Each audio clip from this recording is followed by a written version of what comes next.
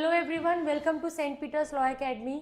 तो आज की इस वीडियो में हम डिस्कस करेंगे about the Rajasthan Judicial Service notification 2025।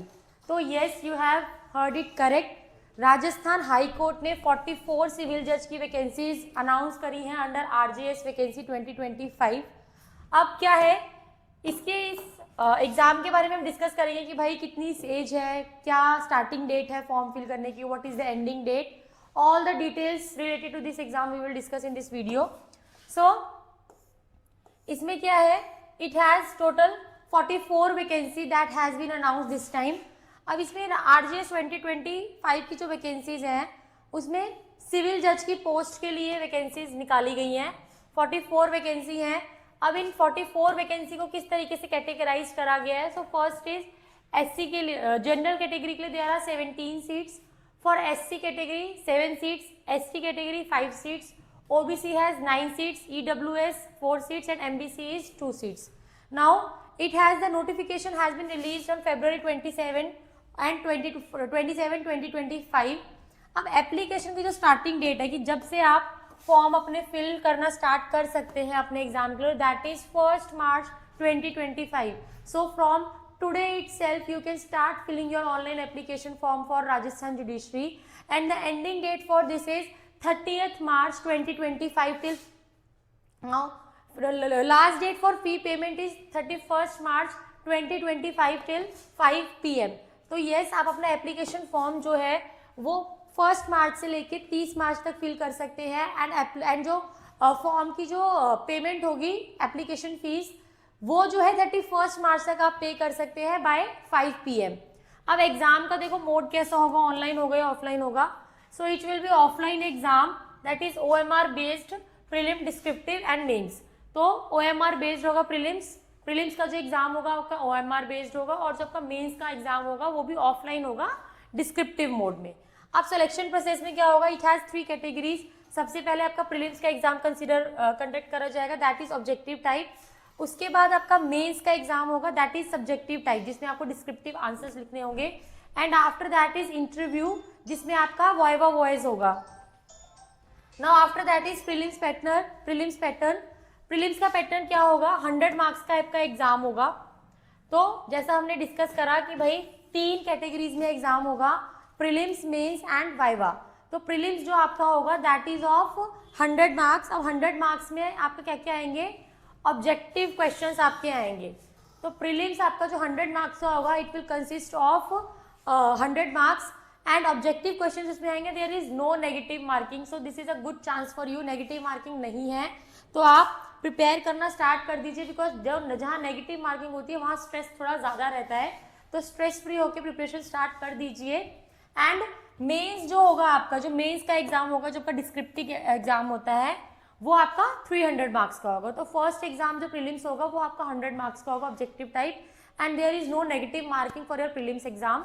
And after that जो आपका मेंस का एग्जाम होगा वो 300 मार्क्स का होगा, एंड इसमें 2 पेपर्स होंगे, law paper 1 and law paper 2, जिसमें आपको हिंदी एंड इंग्लिश में ऐसे भी लिखने होंगे. तो आपका जो मेंस का एग्जाम होगा वो 2 पार्ट्स में होगा. लास्ट में आपका आता है interview, that will be of 35 marks. अब मैं बात करूं तो ये तो हो गया कि एग्जाम कितने पार्ट्स में होगा. अब अगर हम डिस्कस करें कि भाई एलिजिबिलिटी क्राइटेरिया क्या है, कौन इस एग्जाम के लिए अपीयर हो सकता है. सो जिसने LLB कर रखी हो, किसी भी रिकॉग्नाइज्ड यूनिवर्सिटी से LLB की डिग्री हो, एंड 21 ईयर्स से के अगर आप हैं तो 21 ईयर्स से लेके 40 ईयर्स तक के जो कैंडिडेट्स हैं, they are eligible to fill the form and to appear in exams. और यहाँ पे ये एज रिलैक्सेशन मिल जाएगा एज पर दी रूल्स. अब यहाँ पे आपको क्या है, ऑफिशियल वेबसाइट अगर आपको देखनी है एग्जाम से रिलेटेड कोई भी information, that is www.hcraj.nic.in.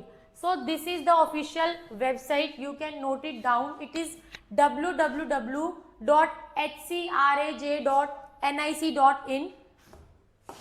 Categories we have already discuss कि किस कैटेगरी के लिए टोटल नंबर ऑफ सीट्स कितनी है. अभी तक प्रीलिम्स के एग्जाम की डेट, मेंस के एग्जाम की डेट नहीं आई है. अभी तक जो डेट आई है वो सिर्फ फॉर्म फिलिंग की आई है. तो आप मान के चलिए कि भाई अगर 30 मार्च लास्ट है तो उसके 1.5 से 2 महीने के बीच में आपका एग्जाम कंडक्ट हो जाएगा. तो तो डोंट एज्यूम कि भाई एग्जाम हमारा 3 महीने बाद या 4 महीने बाद होगा। एक बार एग्जाम फॉर्म फिल होगा उसके 1.5 से 2 महीने के बीच में एग्जाम कंडक्ट हो जाएगा, क्योंकि अभी तक डेट नहीं आई कि प्रीलिम्स के एग्जाम की डेट क्या होगी and what will be the date for mains exam. अब एप्लीकेशन फी की अगर हम बात करें तो एप्लीकेशन फी अगर राजस्थान के अलावा कोई और स्टेट का कोई कैंडिडेट है, मतलब राजस्थान को छोड़ के अगर और किसी स्टेट से कोई कैंडिडेट फॉर्म फिल करता है तो उनके लिए it is 1500 and Rajasthan candidates के लिए that includes general, OBC, CL, MBC, CL, उनके लिए भी 1500 ही है। फॉर राजस्थान कैंडिडेट्स ये कैटेगरीज वाइज है। देखो कैटेगरीज अगर मैं राजस्थान के कैंडिडेट्स की बात करूं, अब यहाँ पे बॉयज और गर्ल्स के लिए दोनों के लिए सेम फीस रखी गई है। राजस्थान कैंडिडेट अगर ओबीसी और एमबीसी, एनसीएल और ईडब्ल्यूएस कैटेगरी में आते हैं तो उनके लिए फीस 1250 है। Rajasthan candidates and they belong to SC, ST and ex serviceman, then their fees is 800 rupees and there is no fees for person with disabilities and benchmark. तो ऐसे पर्सन के लिए देयर इज, ऐसे कैंडिडेट्स के लिए there is no फी। अब देखो education, इसमें क्वालिफिकेशन में क्या था कि भाई किसी भी रिकॉग्नाइज्ड यूनिवर्सिटी से एलएलबी की डिग्री होनी चाहिए एंड जो फाइनल ईयर के फाइनल सेमेस्टर के स्टूडेंट्स हैं they can also appear in this exam. So candidates appear in the final year of their LLB degree are eligible to apply but must acquire the qualification before the main examination and submit proof within 7 days of the main examination। मतलब अगर आप अपने final year में हैं और अगर आप final year में तो प्रीलिम्स का एग्जाम दे सकते हैं, बट जब तक मेंस का एग्जाम हो तब तक मेक श्योर कि आपकी जो क्वालिफिकेशन है वो आपके पास एलएलबी की डिग्री उस टाइम तक होनी चाहिए। अब एज रिलैक्सेशन की अगर हम बात करें तो इट इज 21 to 40 ईयर्स के जो स्टूडेंट्स हैं 40 ईयर्स के जो कैंडिडेट हैं वो इस फॉर्म को फिल कर सकते हैं। अब एज रिलैक्सेशन क्या है, जो वुमेन कैंडिडेट होंगी जनरल कैटेगरी की उनके लिए भी 21 to 45 ईयर्स की एज है। एससी, एसटी, ओबीसी अगर राजस्थान स्टेट के ही हैं तो उनके लिए 21 to 45 ईयर्स, मतलब यहाँ पे 5 ईयर्स का रिलैक्सेशन हो गया है। वुमेन कैंडिडेट अगर एससी, एसटी, ओबीसी कैटेगरी तो 21 to 50 years and women candidate person with benchmark disabilities वो भी 21 to 45 ईयर्स तक के दे सकते हैं एंड एक सर्विसमैन के लिए 21 to 50 ईयर्स तक। तो यहाँ पे these are the rules for age relaxation. अब प्रीलिम्स एग्जाम में क्या है, it is saying that exam is objective type and conducted on OMR sheet. आपका ये जो एग्जाम होगा ये ऑब्जेक्टिव टाइप होगा, ओएमआर शीट पे होगा एंड प्रीलिम मार्क्स में जो भी एग्जाम्स होंगे, प्रीलिम मार्क्स में जो भी आपके मार्क्स होंगे वो आपके फाइनल एग्जाम में आपकी मेरिट डिसाइड नहीं करेंगे। To qualify for the main exam candidates must score a minimum of, अगर आपको मेंस एग्जाम क्वालिफाई करना है तो उसके लिए आपको मेंस एग्जाम में 45% होने चाहिए if you belong to any general, OBC, MBC, EWS etcetera category and 40% होना चाहिए if you belong to SC, ST, PWD and ex serviceman category. So this is the requirement to qualify your mains exam. अब इसकी हम बात करें अगर syllabus की, तो जैसे देखो आपका जो प्री एग्जाम होगा, प्रीलिम्स का जो एग्जाम होगा वो ऑब्जेक्टिव टाइप होगा, उसमें भी यही सब्जेक्ट्स आएंगे। अगर हम मेंस की बात करें that will be your descriptive exam, उसमें हमने डिस्कस करा था कि 2 पेपर्स होंगे आपके, law paper 1 and law paper 2। तो लॉ पेपर 1 जो होगा उसमें सिविल लॉ आएगा जिसमें आपका CPC, constitution, contract and evidence act आएगा and law paper 2 will be criminal law जिसमें आपका आईपीसी, सीआरपीसी, बीएनएस आएगा। So BNS and IPC is one and the same thing. अब language paper 1 and language paper 2 में आपको language paper 1 में हिंदी ऐसे writing and language paper 2 में you have to prepare for English hand writing. Fine, English ऐसे hand writing. तो इसमें आपको क्या करना है, अभी से ही अपने एसेज राइट डाउन करना स्टार्ट कर दीजिए, प्रैक्टिस करनी स्टार्ट कर दीजिए, बिकॉज आप सोचोगे कि भाई जब एग्जाम की डेट अनाउंस होगी तब से मैं प्रिपेयर करना स्टार्ट करूंगा, तो आप इतने अच्छे से प्रिपेयर नहीं कर पाओगे। अब एग्जाम की डेट आ गई, अब एग्जाम का फॉर्म आ गए हैं तो डेट भी जल्दी ही आ जाएगी। So start preparing as soon as possible, as early as possible. अब इसकी अगर हम ड्यूरेशन बात करें तो सिविल लॉ जो होगा आपका वो 100 मार्क्स का होगा and that will be of 3 hours. Criminal law का जो पेपर 2 होगा वो भी 100 मार्क्स का होगा and it will be of 3 hours. Hindi ऐसे राइटिंग जो आपका होगा 50 मार्क्स का होगा वो 2 आवर्स। मतलब आप सोच रहे हो 2 आवर्स का टाइम आपको दिया जा रहा है तो आपको कितनी मेहनत करने की जरूरत है इन वाले कोर एरियाज पे। इंग्लिश ऐसे राइटिंग 50 मार्क्स का होगा and that will also be of 2 hours. अब इंटरव्यू जो आपका 35 मार्क्स का होगा उसमें बेसिकली आपकी लीगल नॉलेज चेक करी जाती है कि भाई आपको कितनी लीगल नॉलेज है, जनरल अवेयरनेस, पर्सनालिटी देखी जाएगी आपकी, राजस्थान डायलेक्ट, कस्टम्स के बारे में आपको कितना पता है राजस्थान के।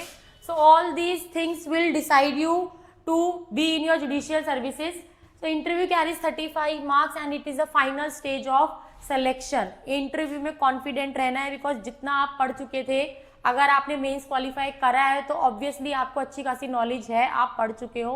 अब जो है that is the time to see your personality, to see your confidence, और ये सिचुएशन कि भाई आप किस तरीके से चीज़ों को हैंडल कर सकते हैं. अब अगर आपको अपना फाइनल सिलेक्शन करना है तो उसमें मतलब फाइनल सिलेक्शन के लिए जो होगा, फाइनल सिलेक्शन आपका जो होगा वो मेंस और इंटरव्यू के मार्क्स पे बेस करता है. प्रीलिम्स के मार्क्स आपको कहीं हेल्प आउट नहीं करेंगे. प्रीलिम्स इसलिए होते हैं कि भाई आप जो है एक स्टेज आगे चले जाते हो कि आप मेंस के लिए अप्लाई कर सकते हो, मेंस के लिए अपीयर हो सकते हो, लेकिन जो सिलेक्शन होगा that will be solely on the basis of your mains and your interview. तो जो स्टूडेंट पूरा इन दोनों को मिला के, मतलब मेंस के एग्जाम और इंटरव्यू को मिला के, if that person belong to general, OBC, MBC, EWS category, तो 40% एग्रीगेट होना चाहिए.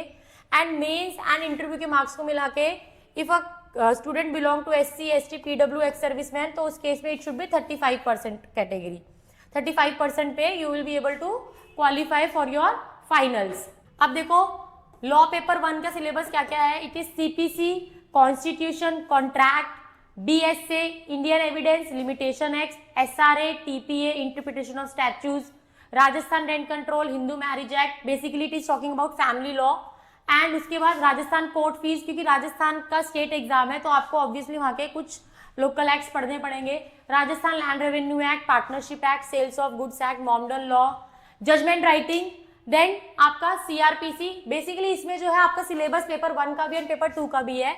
तो पेपर 2 की अगर मैं बात करूं तो इट इज BNSS और CRPC, BNS, IPC, JJ act, negotiable instrument act, POCSO act, indecent representation of women, protection of women and children from sexual offences, sexual harassment of women at workplace, and Rajasthan Excise Act 1952 and the Information and Technology Act 2000 and framing of charge and judgment writing. तो आपको judgment writing पे ऐसे prepare करना है भाई. अगर suppose करो prelims के लिए प्रिपेयर करो तो आपको ऐसे नहीं करना कि भाई पहले प्रीलिम्स के लिए प्रिपेयर करूँ और फिर मैं मेंस के लिए करूँ. Start preparing as if you are preparing for your mains exam, क्योंकि जब आपका प्रीलिम्स क्वालिफाई हो जाएगा तो प्रीलिम्स और मेंस के बीच में आपको ज्यादा दिनों का गैप नहीं मिलेगा. Your time will be of hardly 1 month. तो उस 1 मंथ में आप प्रिपेयर नहीं हो पाएंगे मेंस के लिए, तो अभी से ही मेंस के लिए प्रिपेयर करना स्टार्ट कर दीजिए, क्योंकि मेंस के लिए प्रिपेयर करेंगे तो प्रीलिम्स के लिए आपकी 80% ऑफ द प्रिपरेशन वैसे ही हो जाती है. अब हिंदी लैंग्वेज आपको ग्रामर पे फोकस करना है, वोकैबुलरी पे, सेंटेंस स्ट्रक्चर पे एंड ऐसे राइटिंग पे फोकस करना है. एंड इंग्लिश लैंग्वेज में आपको focus on tenses, articles, determiners, phrasal phrase, idioms, active passive, direct indirect. तो कोई भी एक ग्रामर बुक ले लीजिए और उसमें से you can start your preparing for these topics. तो देखो वेट नहीं करना है कि भाई जब एग्जाम की डेट आएगी हम तब से प्रिपेयर करना स्टार्ट करेंगे. फॉर्म की डेट आ गई है तो मेंस भी जल्दी, प्रीलिम्स का एग्जाम एंड मेंस का एग्जाम भी जल्दी ही हो जाएगा. तो जो एग्जाम आपके जो आपके मेंस में जो आपके प्रीलिम्स में सब्जेक्ट्स से उनसे कुछ सब्जेक्ट्स मिलते जुलते ही आएंगे आपके लॉ पेपर 1 में, मेंस में भी. तो that was the syllabus of law paper 1 for your prelims exam. अब मेंस की बात करें तो आपके लॉ पेपर 1 में सिविल लॉ में आएगा CPC, constitution, Indian contract act, BSA, Indian evidence act, SRA, transfer of property, Hindu succession act that consist of Hindu marriage act, adoption, succession, Rajasthan court fees act, Rajasthan land revenue act, partnership, सोगा, registration act and judgement writing. अगर मैं law paper 2 की बात करूं तो it consist of BNS, CRPC, Indian evidence act, BSA, IPC, JJ act, NI act, probation of offenders act, protection of women from domestic violence, indecent representation of women, protection of children from sexual offences, POCSO act and Rajasthan excise act and judgement writing. उसके बाद आपको मैंने अब जैसा कि आपको बताया कि भाई आपको एस्से राइटिंग पे भी फोकस करना है, क्योंकि जो एस्से राइटिंग होगा वो आपका मेंस का पार्ट है. तो एस्से राइटिंग में आपको फोकस करना है हिंदी में भी और इंग्लिश में भी. हिंदी में भी आप हिंदी एग्जाम के लिए भी आपको फोकस करना है एंड इंग्लिश एग्जाम के लिए भी आपको फोकस करना है. अब अगर हम यहाँ पे ड्यूरेशन की बात करें तो जो आपके एस्से राइटिंग के एग्जाम होंगे वो आपके 2 आवर्स के होंगे और जो आपके मेंस डिस्क्रिप्टिव आंसर राइटिंग होंगे that will be of 3 hours. और आपका essay writing will be of 50 marks, 50 marks Hindi का, 50 मार्क्स इंग्लिश का. एंड जो आपका डिस्क्रिप्टिव होगा paper 2 and paper 1 it will be of 100 marks each. तो इस वीडियो में हमने सब डिस्कस कर लिया कि भाई आपको कब से फॉर्म फिल करना स्टार्ट करना है, कब तक वो फॉर्म फिल करे जाएंगे, क्या एज लिमिट है, कितनी एज रिलैक्सेशन है, कौन कौन से सब्जेक्ट्स प्रिपेयर करने हैं, कौन कौन सी चीज़ों पे फोकस करना है, स्टार्ट रीडिंग योर न्यूज़पेपर्स, क्योंकि अगर आपने मेंस क्वालिफाई कर लिया तो आपकी जो जनरल अवेयरनेस होगी, जो लीगल लॉजिकल रीजनिंग होगी, वो सब आपकी उसी चीज़ पे बेस्ड होगी। ऐसा नहीं है कि आप 15 दिनों में 20 दिनों में सारा जनरल अवेयरनेस प्रिपेयर कर लेंगे। तो start reading newspaper or any legal magazine from today itself only. So don't wait for your date of the exam. Start your preparation as early as possible and hold your seat as a judicial officer. Thank you so much.